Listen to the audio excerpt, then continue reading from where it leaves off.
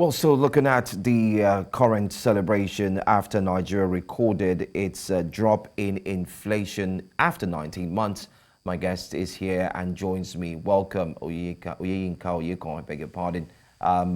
Let's start off first with this celebration that's gotten everyone talking, at least gives hope to the fact that the economy can all of a sudden regain its strength.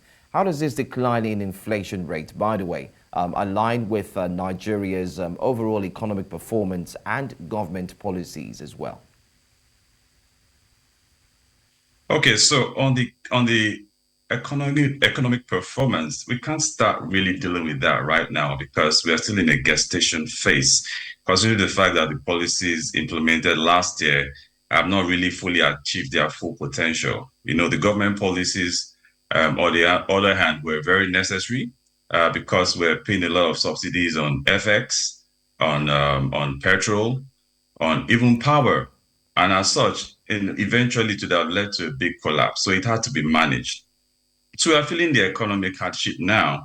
But I think some of the initiatives from the CNG initiatives, removal of import duties on some food items, staggering tariff on power. Some states are even, really doing a lot of backward integration on agriculture. I think, on the policies, on the other hand, I think they are great and they are driving us towards a good direction. Back to you. All right. Let's talk about small businesses now. How will this decrease in inflation, how will it affect the common business operating in Nigeria? I'm talking about small businesses and the likes who actually deal more on pricing, cost management, and of course, investment decisions. How will this affect that?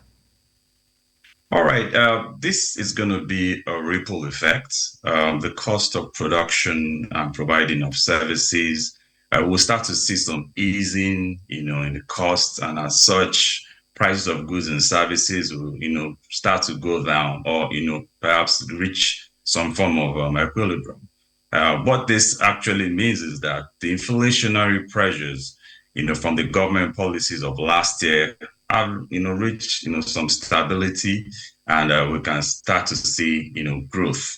Now, for some investment decision, if you look at it from a manufacturer's point of view, they may want to take on more raw materials right now for less, and of course, skill production. A business borrower, small business borrower, they may want to be cautious about taking long-tenured facilities at this point in time. Also, an investment manager or a portfolio manager whose portfolio is not very, very liquid may want to take long positions as of this moment.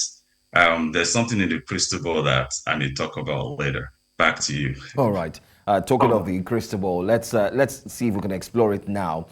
What specific policy measures does your crystal ball see that Nigerian government can actually implement to further reduce inflation and then promote sustainable economic growth?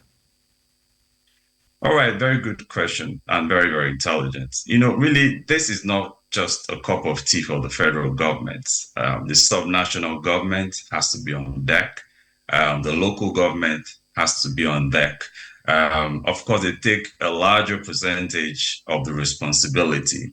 However, we, the people, we have to get on this as well. Having said that, we as Nigerians, we have to aggressively start to do a lot of exportation of goods and services.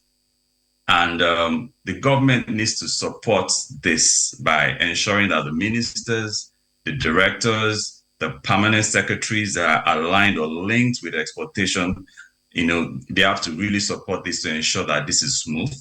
The government has to, and us too, we have to promote manufacturing at micro, at medium, and at macro levels. I'm sure you'll be asking, what's micro level manufacturing? So you can do some manufacturing on a plot of land. It doesn't have to be a big industrial complex. And at this level, the subnational governments can also provide what I call industrial parks, powered and also with transport infrastructure to facilitate manufacturing. Also, we need to promote agriculture. We need to do a lot in this, in this sector, like we've seen in the food inflation that has happened, recently, although it's reduced, I think, by almost 100 basis point now from about 40 to 39 point something. But we need to do a lot. We need to do a lot of farm inputs for farmers. in the area of fertilizer, mechanized support, irrigation, protection. That's very important. And I must say, on a jocular level, I have a small farm, or should I say, I planted some small things behind my kitchen, and just to ensure that I'm walking the talk as well. So we need to do a lot in the agriculture as well. We need to ensure that our steel production comes on stream. That is very important in order to reduce the pressures on FX. We also need to ensure that our local refineries are functional. This will also, reduce the pressure on FX. We need to increase production of crude oil. That is very, very important to ensure that the FX inflows are increased and they keep coming.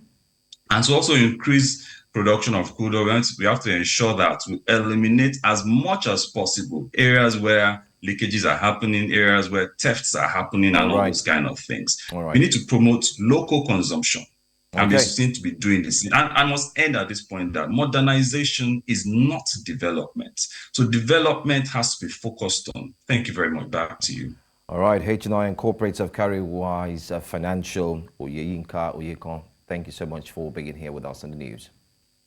Thank you.